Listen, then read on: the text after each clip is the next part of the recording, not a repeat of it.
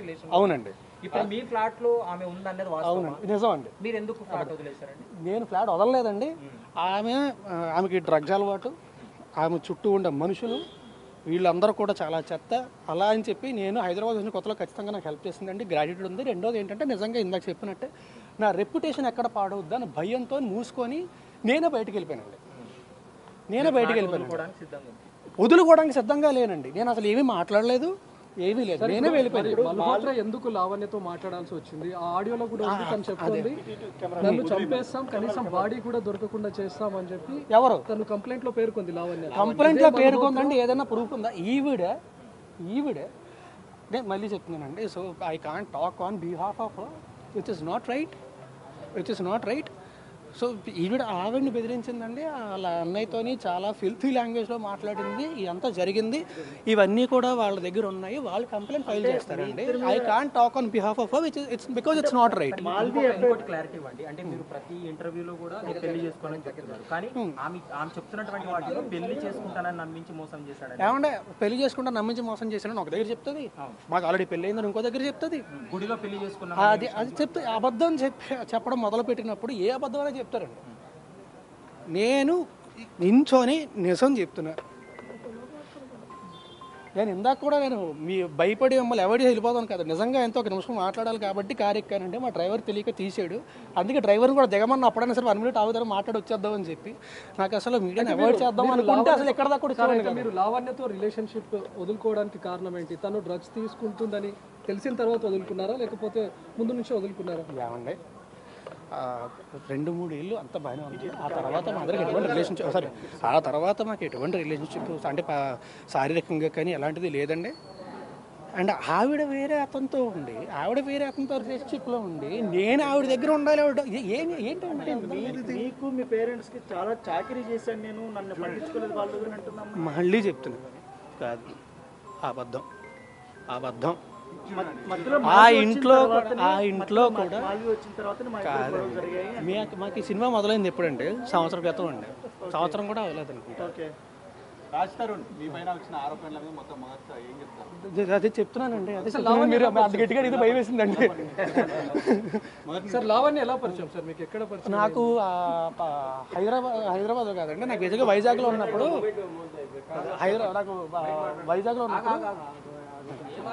ఉన్నప్పుడు నాకు ఫేస్బుక్లో పరిచయం అండి. హైదరాబాద్ వచ్చింది.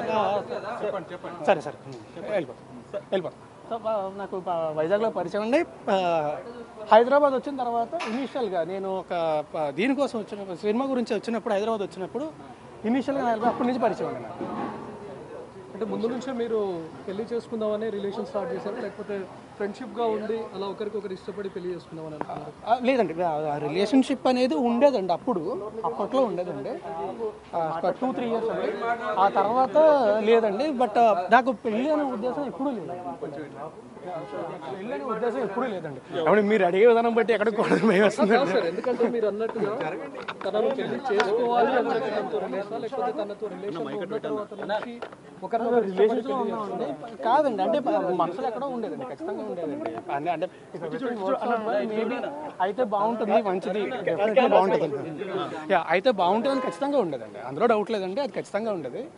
బట్ నేను ఎప్పుడు మాట ఇవ్వడం కానీ తను పెళ్లి చేసుకొని ఎప్పుడు జరగలేదండి. అసలు నేను ఎప్పుడు మాట ఇవ్వడం కానీ ఎప్పుడు జరగలేదండి. నేను ఇప్పుడు రిలేషన్లో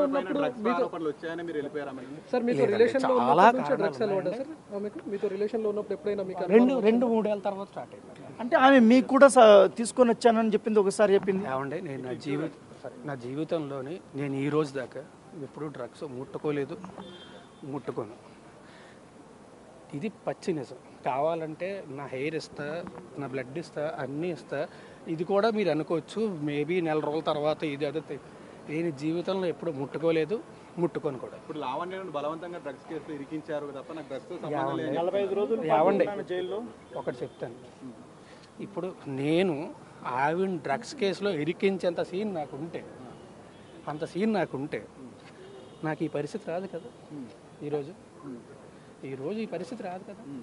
దీని నుంచి కూడా ఎవడో అవాయిడెడ్ ఇట్. అంటే ఇప్పుడు మీరు రిలేషన్షిప్లో ఏమండి, నేను కలిసి సినిమా చేసాం, అతి త్వరలో సినిమా రిలీజ్. అతి త్వరలో సినిమా రిలీజ్. మరి ఆమె ఎందుకు లావణ్యతో ఫోన్లో మాట్లాడింది?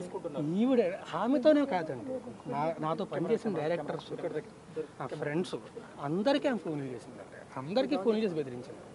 అండ్ మళ్ళీ ఇందాక చెప్పినట్టే I can't talk on behalf of her.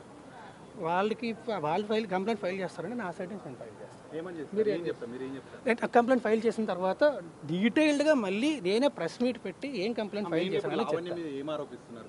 నేను ఇప్పుడు ఏం చెప్పానండి, కంప్లైంట్ ఫైల్ చేసిన తర్వాత మాట్లాడతాను. సార్ ఇప్పుడు లావణ్య ఎన్నో ఫోటోలు మీడియాకి రిలీజ్ చేసింది, దానిపైన మీరు ఏం చెప్తారా? అంటే అందులో మీ ఫ్యామిలీ మెంబర్స్ ఉన్నారు. అదే అండి, మీరు పెళ్లి చేసుకుందాం అని చెప్పింది అంటున్నారు. ఇందాక మీరు ఏం అడిగారు, పెళ్లి చేసుకుంటామని మాట ఇచ్చాడు అని చెప్పింది అని చెప్తున్నారు ఓకే అని చెప్తున్నారు. సో తను రకరకాలు చెప్తున్నప్పుడు నేనేం చేయగలను?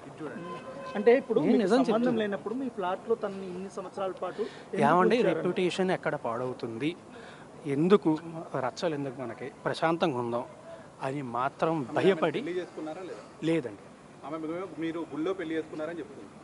ఏమండి అదే అంటున్నా, మీతోని మేము పెళ్లి చేసుకున్నాం అని చెప్పింది, ఈయనతోని పెళ్లి చేసుకుంటానని చెప్పి మోసం చేశాను అని చెప్తుంది.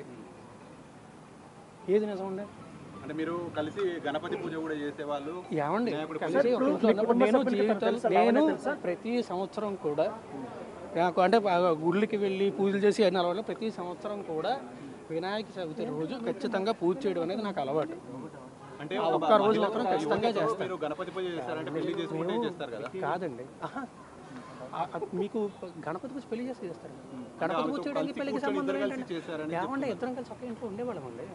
ఒకే ఇంట్లో ఉన్నప్పుడు నువ్వు బయటకు వెళ్ళి కూర్చొని ఒకరిని పూజ చేస్తాను అనలేం కదా. ఎందుకు సార్, ఎందుకు ఇద్దరు ఒకే ఇంట్లో ఉండాల్సి వచ్చింది? ఏమంటే వివరణ live in relationship back then చెప్పా కదా అప్పట్లోనే. పరిచయం చేయించారు. తెలుసండి, మా పేరెంట్స్ కూడా పరిచయం. ఓకే, మా పేరెంట్స్ కూడా పరిచయం. ఈ లావణ్య తమ్ముడు మీతో డబ్బులు తీసుకోవడము, డబ్బులు అడగడం మీద మీకు నేను కంప్లైంట్ ఇస్తానంటే మొత్తం స్టేట్మెంట్ అనేది కంప్లైంట్లు అన్ని ఇస్తాను. ఇచ్చిన తర్వాత మొత్తం ప్రొడ్యూస్ రేజ్ చేసినప్పుడు ఏమైనా సెటిల్మెంట్ కి ఏమైనా పిలిచారా మీరు? లావణ్యకి సెటిల్మెంట్ చేస్తామని ఏం సెటిల్మెంట్ అండి? ఈ విషయం ఒకసారి పోలీస్ స్టేషన్ కి వెళ్తా అన్నప్పుడు ఆమె చెప్పినప్పుడు ఆమె నాతో చెప్పలేదండి. నేను సెటిల్మెంట్కి నేను ఎప్పుడు మాట్లాడలేదండి, ఆమె కూడా నాతో మాట్లాడలేదండి. మాల్వి కూడా అలాగే ఈమె ఆవిడికి ఫోన్ చేసిందండి. ఆమె అది మళ్ళీ సారీ అది కూడా మళ్ళీ చెప్తున్నా, అది ఆమె కంప్లైంట్ ఫైల్ చేస్తుంది. It's not right for me to talk on behalf of. 11 ఏళ్ల రిలేషన్ లో ఏనాడు రాస్తారుని ఇబ్బంది పెట్టని లావణ్య ఈ రోజే ఎందుకు కంప్లైంట్ చేయడానికి వచ్చింది? ఈ రోజే ఏనాడు ఇబ్బంది పెట్టలేదు.